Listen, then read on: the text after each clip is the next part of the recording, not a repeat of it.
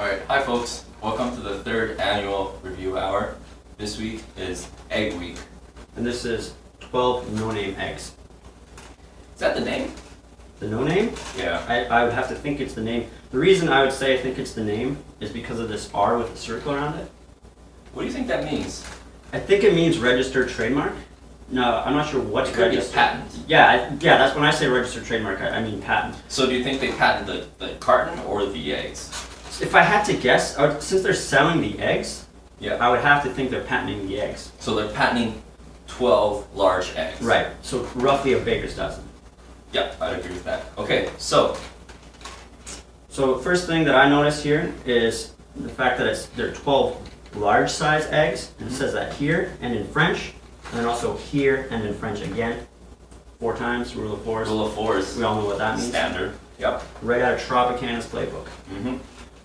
We also have, up here it says, nutrition facts, inside lid. Now I think this is a great move by No Name, because if that wasn't there, we'd be spending hours trying to locate the nutritional facts, I think.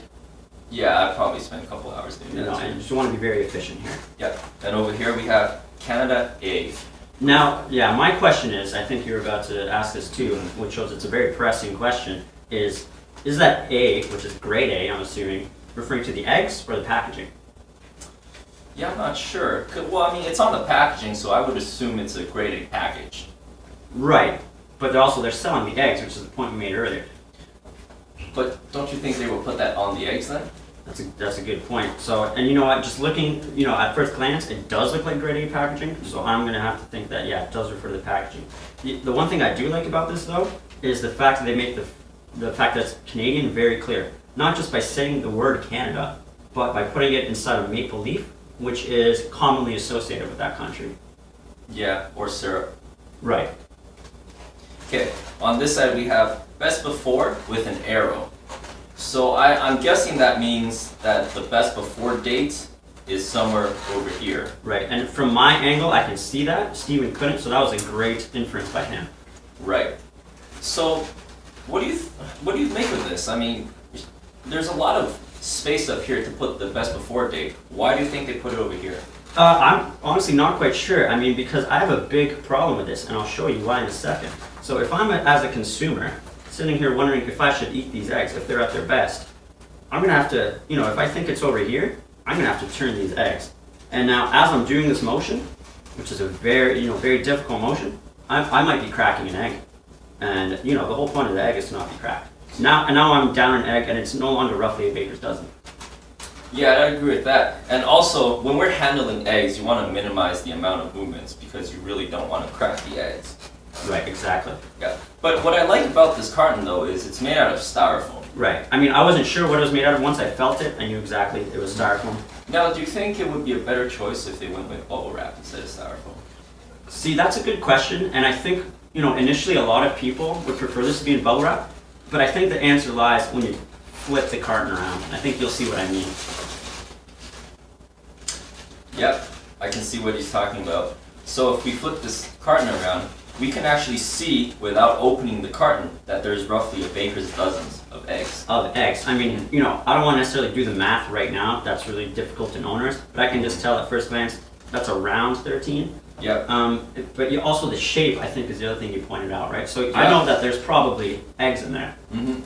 Or it could be Kinder Surprise. That's true. It could be a Kinder Surprise. That would be quite a surprise. Yeah, it would be. I mean, I like Kinder Surprises, so yeah, I'd be okay with that. I wouldn't mind a few Kinder Surprise. I mean, they're selling me eggs though, so I want it to be the majority of it to be eggs.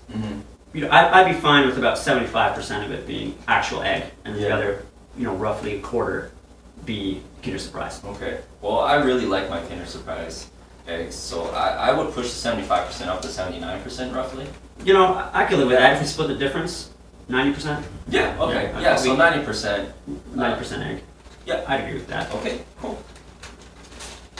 Now, we're going to open the carton. So we got 2 buttons here to open the carton. Pretty standard. There it is.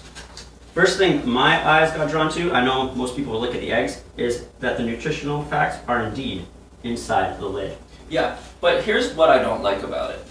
So I don't know if you can see this, but the nutrition facts are oriented this way. Now when I cook my eggs, I like to have the carton this way. So the nutrition facts are actually sideways for me. So I would actually have to kind of turn my neck. You have to crane your neck, you can get injured while cooking. And Yep. another big problem with this is when you're cooking the eggs, you need to know exactly how many large eggs you want to use. This says per 1 egg. Eggs cook really quickly. I need to do the math in my head. I have my calculator there. I can't afford to be like turning back and forth. Yeah, so instead of printing the nutrition facts sideways, what would you have done? Well, the first thing that comes to mind is maybe some sort of like leaflet, some type of pamphlet that you can remove and orient whichever way you want.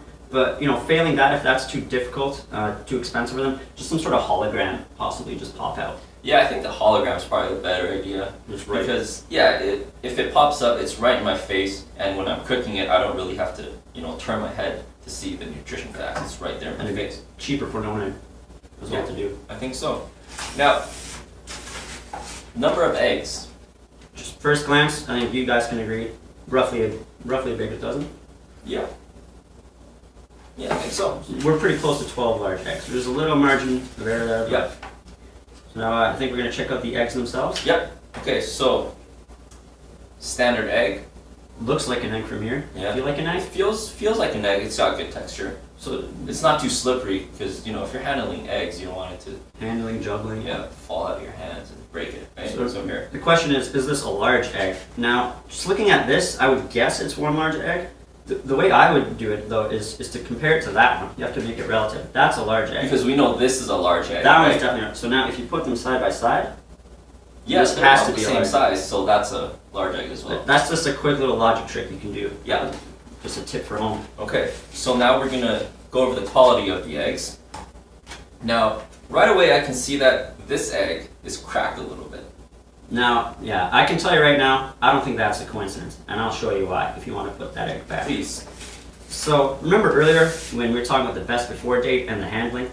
I'll bet you any money that this egg is located where the best before date is located. And upon closing that, that is confirmed. I bet you when I was doing this, which is just a standard move you're going to do at home, that cracked the egg. Yeah, I think that's the right call. Now, we have some problems with the carton, the packaging, and we've also identified an issue with the quality of the egg. So, is there anything we can do about this? Well, usually one thing you can do, what these companies usually put on their packaging, is some sort of hotline number. So we're going to check and see if they have that there.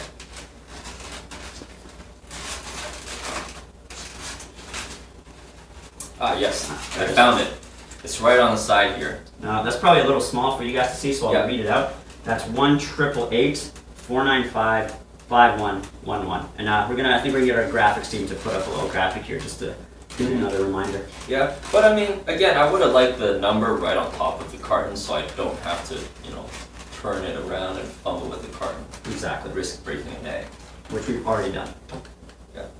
So overall, what would you rate the packaging? The patching itself, I mean, it's a standard carton, standard depth. We've identified multiple issues though. We don't know what the A refers to. The best before is a big issue. Nutritional value, they get some points for that. But I'm going to take those points away for having it oriented the incorrect way. Overall, the only thing that's saving is the fact that it's styrofoam. So I'm going to have to give it 3 out of 13. 3 out of 13. Now, Okay. Stephen, what about you inspected the eggs a bit more closely than me? What would you give a rating to the eggs? Now, I've only found one issue with the roughly baker dozen. And so I would have to give it an 8 out of 13. Sounds good. So we're going to go and cook these eggs up, have a bit of breakfast, and we'll be back with that video shortly.